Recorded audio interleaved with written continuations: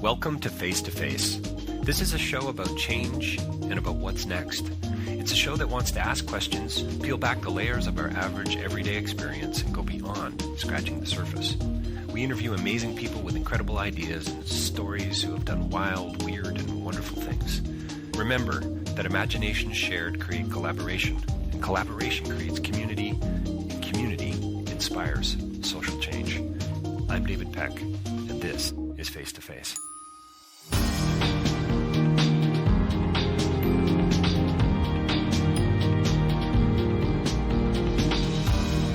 So my next interview is with Clark Johnson, and we talk about his new film, Percy. It is a film, all you see is yield. It's going to become very interesting and important to you as you get deeper into the conversation Clark and I have, but also into the film. It's a Monsanto billboard. That's all I'm going to say. This is a film that is packed from a talent perspective. Christopher Walken, Zach Braff, Christina Ricci, Martin Donovan, Adam Beach. I mean, the list goes on. It's just crazy the talent that Clark has been able to bring together for this film. It's a film about pushing back. It's about speaking truth to power. It's about not saying uncle, I guess you could say. This is about a man and a woman and a family, frankly, who stood up and said, we're not going to take it. And we are going to step in a very intentional way. And we're going to push back and push back against the status quo. And that really meant, this farmer from Saskatoon saying, there are other things going on here. This is going to affect more than just me. This is going to affect thousands of people all over the world. And so for that reason, you can read about Percy Schmeiser. He's revered by farmers in Mumbai. So the news stories say it's in the New York Times. This is around late 90s, and as Clark will say, this is a period piece. But we talk about GMO, we talk about farming, we talk about activism and why it matters, and how a simple misunderstanding can lead to so many incredible things. I mean, the metaphors abound here. Christopher Walken's character, he plays Percy, and he's a seed saver. And isn't that just a seed saving? The idea of that alone to me is kind of fascinating on so many levels. It's about activism, and it's about Roundup. It's a David and Goliath story, and as Clark says, it's about kicking the pig. So you're going to want to hear what that has how that actually makes contact with reality in this interview as well, and with this film Percy, coming soon very much to a theater near you, and it's going to be in Toronto, Regina, Vancouver, and a few other places as well. So look for it. Percy is the name. Don't forget davidpecklive.com for more information about my writing and my speaking. You can purchase a copy of Real Change is Incremental there. I'd love if you did that. And then, you probably came to this interview through iTunes or maybe Spotify, Amazon, something like that, one of the usual platforms or suspects. Face2facelive.ca is where we actually exist, and there's a library of over 530 interviews there. Check us out there. Sign up for the newsletter.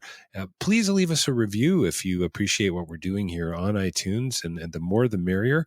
Share it with your family and friends. Social mediate us if you can. We'd really appreciate that. But a response, a thumbs up on YouTube, or a comment on iTunes or Spotify. I mean, those things go a long way. You can also advertise with us as well. Banner ads on the site. You can advertise throughout the podcast. There's a variety of different ways of getting involved. So get in touch through face2facelive.ca, that website there, if you want to pursue that. And then lastly, just a quick shout out to rabble.ca. It's a platform I've existed on for quite a few years. I've been hosted there, and you can learn more about what they're up to. News for the rest of us. You've got bloggers and podcasters and thinkers and writers talking about issues that matter. So stay tuned, though, for the interview coming right up with my next guest, Clark Johnson, here on Face2Face, talking about his new film, Percy. Well, welcome to Face2Face. We're joined by a very special guest here with us today, and we've got, I was going to say we have no idea what we're doing. It's Clark Johnson, director of a fascinating new film based on a true story that we're going to hear more about, and a brilliant film, a story that you need to see this film. Clark Johnson's here with us today. Clark, thanks for joining me. on My Face to pleasure, Face. David. I'm glad to be here with you. And It's a good thing we wasted a whole lot of time figuring out how to use Zoom, isn't it? I mean, isn't that fabulous? well, full disclosure, look, my flip phone here. Right. Well, and you are a director of movies, right? I mean, isn't this what you do? Yeah, but look, I use a flip phone. So So you're still on a flip phone. Let me guess, you got a Razor. no, it's just it's a I don't know, flip phone. It's just a flip phone. Yeah. Very, very technical, Clark. I love it. Well, listen, thank you for your time today, and I just wanted to again say congratulations on the film, and just watched it yesterday.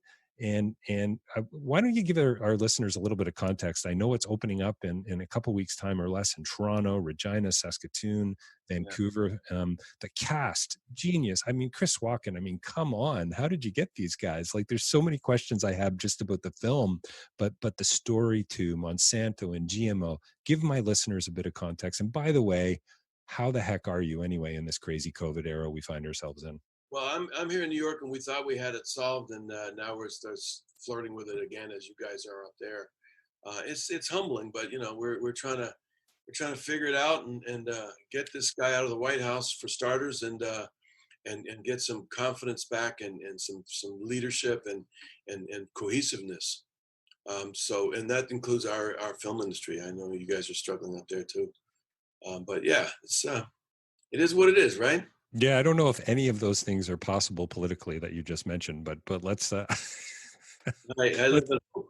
You live in hope. Same. So how about some context around Percy, around the film, around the people in the story, and how you got people to buy in? It's such a, there's so many implications for this film. Well, and I know you have a limited time, David, but I go way back. Yes, please do what you got to do. You touched on something earlier before we came online, and my mother, my parents were activists, and my mother worked her whole career in development in CETA, Save the Children. Wow!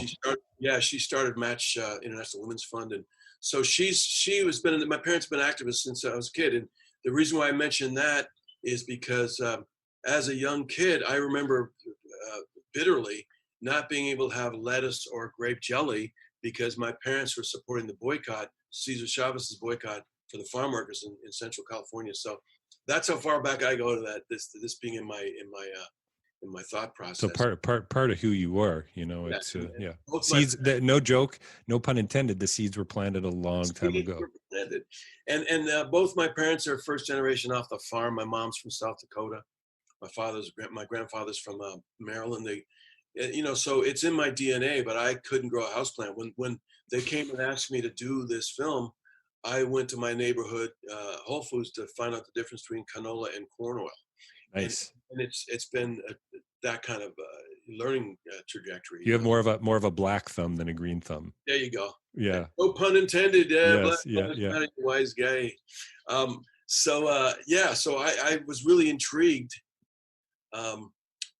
by this prospect, and this story is universal. It absolutely is, and I love the fact that I want to so many questions. And by the way, if I hadn't already said it, congrats on the film. And it was a little tough for me to imagine Chris Walken as a farmer. I'll be honest. Deer Hunter, True Romance. I mean, come on, right? Just a couple of those. Well, the King of New York. From Queens is a no-brainer. A Saskatchewan canola farmer. Come on, he's typecast. Yeah, the ice is going to break. I mean, this is ridiculous. Yeah. Anyway, it was wonderful stuff. Although I did think the movie was going to take a bit of a turn when he pulled out the shotgun out of the pickup truck. I did think we were going to go sideways there. We joked about that. I have to. This little sidebar is funny because this is, to me, is the quintessential Canadian film element. The American version, he'd get all peck and paw. He'd get all turned. Yes. Start blasting his way. And we talked about with those same guys, we talked about the great car chase, where in the American version of this movie, he'd get him pinned down, and he'd exchange fire, and he'd bravely go and take them all out because they had it coming. The Canadian version of that, he gets him stuck in some mud in his car. That's right. Yeah. The only thing that would have made it more Canadian would have been, would you please get off my land? Yeah. And then he cocks the shotgun. Yeah. Yeah. So the sign on, I believe it's on Percy's drive-in. I love the fact that, you know, you're establishing shots. This is an incredible country. The impact of farming and of seed saving is just huge. The lives that this is going to impact. I think that right out of the gate we see that. And he drives by a sign, and I couldn't catch it the first time. And then it came up the second time and I couldn't catch it. And then the third time, the billboard, what is it again? All you'll see is yield. And, you know, it just hit me and it's Monsanto's ad. And it just hit me this morning as I was reflecting on our conversation. You know, isn't that what you're hoping for from the film? Yeah. You know, a different kind of yield, right? I mean, isn't this about a story that is, you know, Mumbai farmers still revere this guy, right? Like, this is global. Talk to me about that seed, you know, that grew into something so huge and incredible. It all started with a simple misunderstanding in a corporate sense of the misunderstanding. Right. You know, so a neighbor who's been driving along the side road, R1 or 3 or whatever, for all these years, one of his bags splits open and a bunch of seeds fly out onto Percy's land. He picks them up and says, "Hey, they didn't die even with the Roundup. This is great." He factored him into 6 generations of his farming experience, never for a minute thinking he might be sued for intellectual property theft, and that's mind-boggling. And the fact that he took this big organization on over this long period of time is what makes this the everyman story that's relatable to anybody. It really is mind-boggling. I was surprised. I mean, I didn't know much about the story. I was tempted, of course, to search some of the backstory as I was watching the film. It's all there. And by the way, I've never seen a press kit like it. I mean, it's a research document, you know. The press kit, I'm impressed. Oh, it's remarkable because it's full of articles and the real work, you know, behind who this man and this family was. You know, the fact that this had implications for them too, right? Right, and it goes to even a smaller, more intimate level. The Matheson farm that we shot the film on, they were 6 generations on their canola farm. And he went to his desk drawer, a lovely guy, Bill Matheson, went to his desk drawer and pulled out a canceled check that he wrote to Schmeiser in 1998 or 7 or whatever. $85 he donated to the cause. And it was the canceled check, and he'd kept that all this time. That's amazing. I just honestly you can actually, well, maybe you can't because my camera's not very good, but I'm getting goosebumps. That's an amazing story. Mm-hmm. I love how people's first reaction is that he was kind of guilty, you know, from a community perspective. Wow. And then it seemed like, at least in the film, you know, could we call it a groundswell of support? Mm-hmm. Yeah, because everybody was in the same boat. Everybody was either going to use the GMO stuff or not, and most did, and that's what happened in India. And as I mentioned, my mother with the NGO, you know, with her, the reason why she started MASH, this is a sidebar too, was because the big NGOs would want to, for instance, they take a prairie heifer and bring those cattle to sub-Saharan Africa to breed with a skinny, so get a bigger beef yield. But right. Those cows that they created can't sustain on the savanna that they have, on the grass that they have. So that completely failed, and all those people's farms went to rat shit. Same thing in India. The situation that they've grown their crops all these many generations to introduce something new. I mean, and you can see that in nature. Look at the kudzu or whatever it is, that invasive weed in the south that's creeping its way up. There's a rat in the southern states called the nutria-rat, which is overrun farms and overrun. I mean, nature can do that too. When we introduce something that was not meant to be, that nutria-rat was not native to southern United States. They brought it to get rid of some other weed, and then boom. So nature does it, and we should learn from that. But you know, this farm industry, we got to be careful with stuff, you know. Is so many messages here, right? Like any great story, any great film, it's layered. Mm-hmm. When you went in, you saw the script, and you start thinking about how you're going to tell the story. Was it the David and Goliath thing? I mean, I saw that, and was it, you know, the incremental change? You know, Aristotle, from small seeds, big ideas grow. Like, what were some of those? I mean, you strike me as an activist, like your parents. Huh. Yeah, I wouldn't attribute to Aristotle, but I would say that it is that story is like, he was dragged into this. He would never have thought to even mess with Monsanto or Bayer as they are. That's fine. You guys do that, and that's the way a lot of farmers out there think. That's your decision. Go for it. But he chose not to, and he was dragged into the story. He didn't go looking for this story. When you get a letter from Laura saying we own everything you have, this is intellectual property theft. It's mind-boggling. There's those that, and to devil's advocate, there's those that have an understandable position that he knew. Well, I would say he sort of knew in that the Roundup that he sprayed around his poles to keep the weeds down, and his seed still grew. Hey, wait a minute, that's the ones that fell off the truck. He took those seeds and went, great. Never in a million years thinking, oh, these must be genetically altered, and that's why. No, he took those seeds and put them in with this, and he saves them every year and plants the new crop off his yield from this year. That's what he did. I love how his wife in the film says, talk about an unlikely candidate, right? Yeah. Or an unlikely activist. He said, what was their line? Something about, oh yeah, going to get his photo for his license is too much for him. I know. And I get that. Unfortunately, we didn't get to meet him. You're kidding. Wow. No, because he wasn't feeling too well during our production, and we shot in Manitoba, not Saskatchewan, and we just assumed that he'd be joining us at the festivals and everything, and we'd have him here, and Chris could get to meet him, and they could share the stage together. Sure. But then COVID hit, and we're all streaming our festivals. I mean, I know it's coming out though. It is October 9th. Yeah. And listen, I'm gonna make sure we get that word on the street for our listeners for sure as well. But his family's seen it. His family. Oh, that's excellent. And did you get the thumbs up?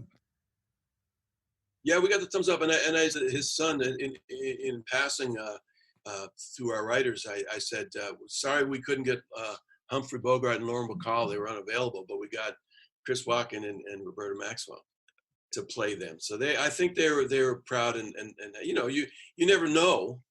The writers, they've been developing this script for a number of years before I came on board, so they've been engaged in close contact with the Schmeisers all this time, so they knew what they were getting into.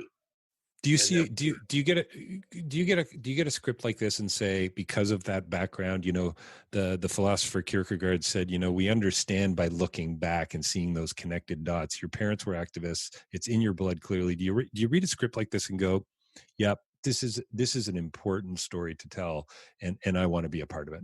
Yeah, that was it. And I knew nothing about that story until I got engaged in the process. And usually when I'm doing a feature, my TV work tends to come to me, but when I'm doing a feature, I'm looking to do the story I want to tell. I'm pitching, I'm trying to get the movie that Aronofsky doesn't get or doesn't do, or, Cronenberg doesn't do. But this came to me and I went, well, I know why they want me for this. And I thought, okay, let me look at it.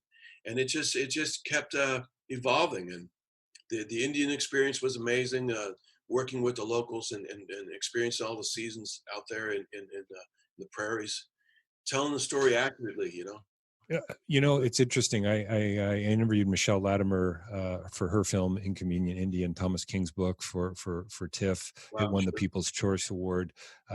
Interviewed Peter Finley recently for Company Town about the closing of GM in Oshawa, Ontario. A couple other filmmakers as well. They closed the GM in Oshawa? They closed GM in Oshawa, yeah. I worked there when I was in high school. So at its peak, 23,000 employees at its peak.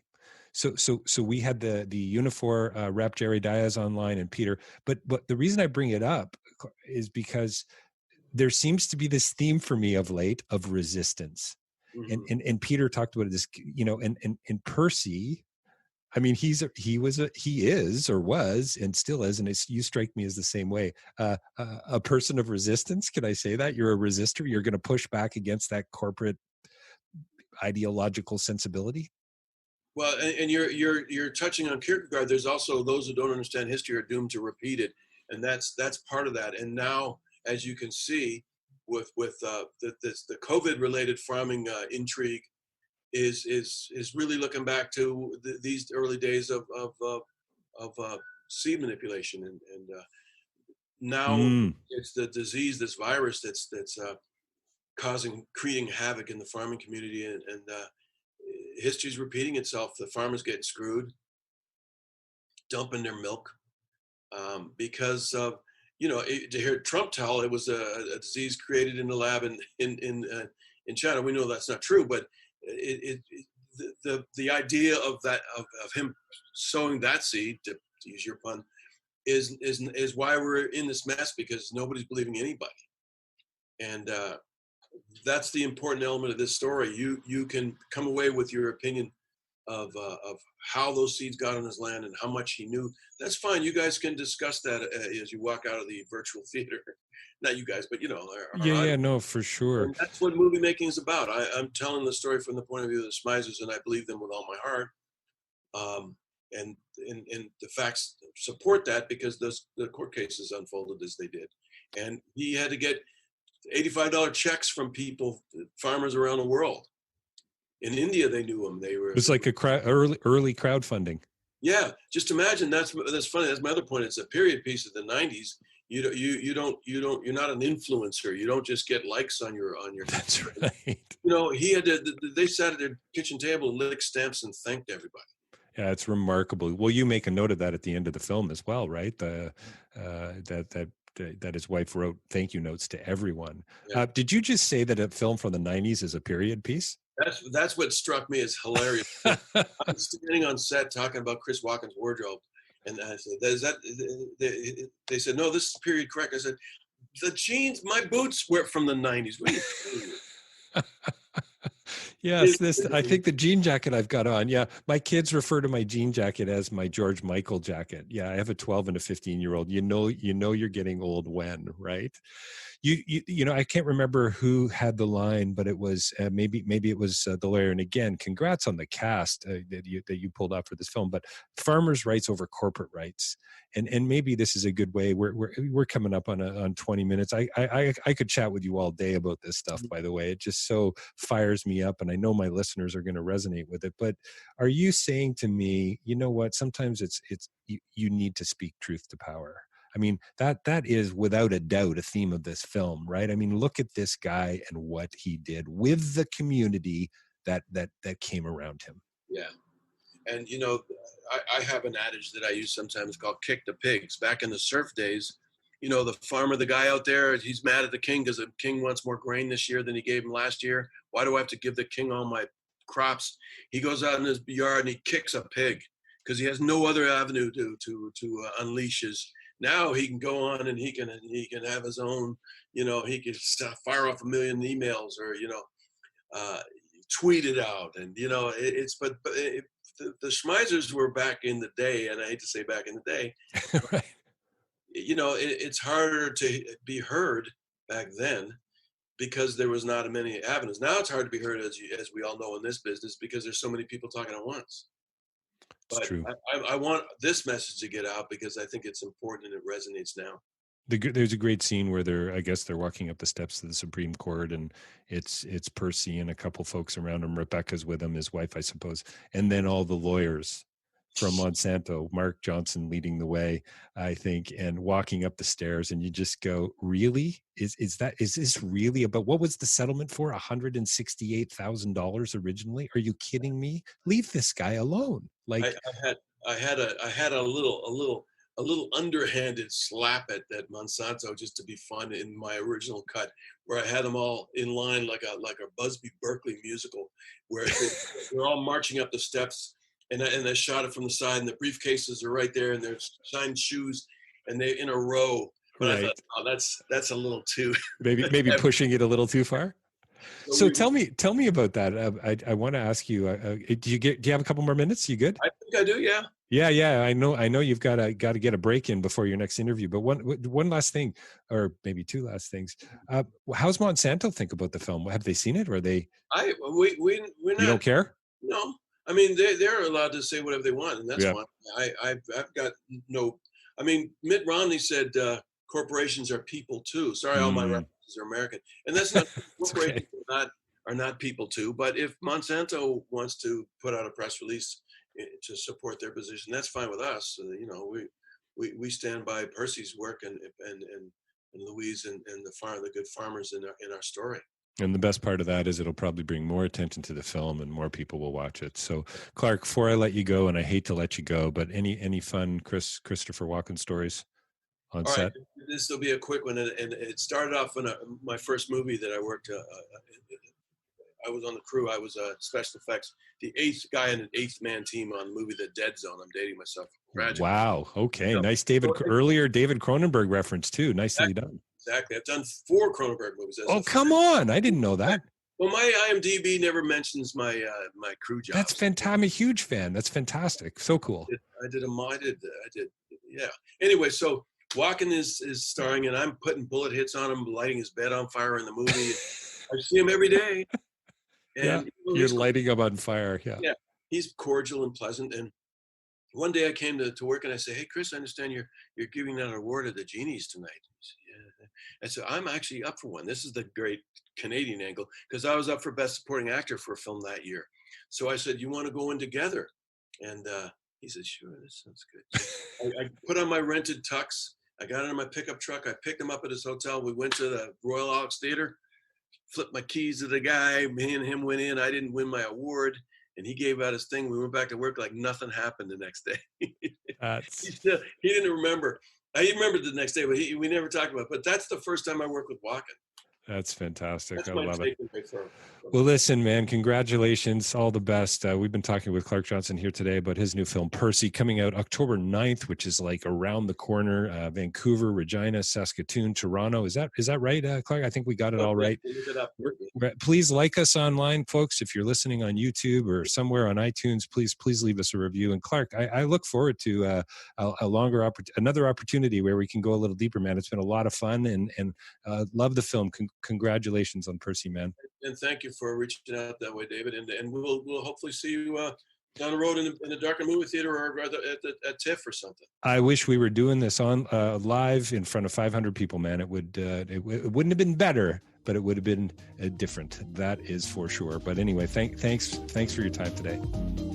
All right, Drew. Thanks, Dave. Take care.